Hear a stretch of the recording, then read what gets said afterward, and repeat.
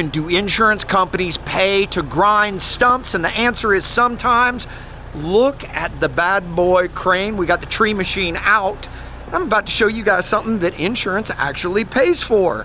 And that is making sure that a retention wall does not break when there is a mandatory stump that has to get ground in the back. Guys, check that out. Woo! It's like Houdini. I'm making it float with that bad tree machine. Okay, let's talk about the answer to the question is, when do insurance carriers pay to grind stumps?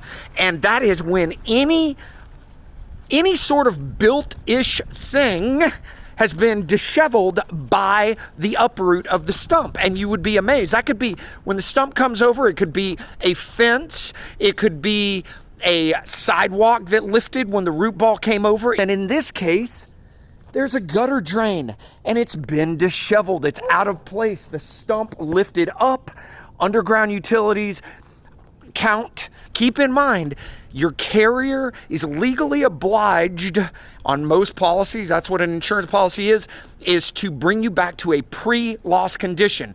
Mark, does that mean that one of my underground gutter pipes, if it has been disheveled and is no longer flowing correctly because of the uproot, that they'll pay for it?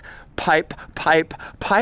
In this case, yes. So that's the answer to the question. If you have a stump that has been uprooted and it is touched, affected underground utilities, sprinklers, water lines, gutter pipes, dog fences, invisible dog fences, drip lines, anything that is part of the house or part of the fence, if you have coverage B, then it's going to be taken care of. Guys, we work directly with your insurance company. I'm ISA certified arborist, but I'm also a licensed adjuster. Guys, if you have a tree on a house, we work directly with your carrier. No money out of pocket. You're only responsible for your deductible. Give me a call, 770-766-8877. And now I'm going to go wave the magic wand and make that thing float to the street. You guys take it easy. Bye-bye.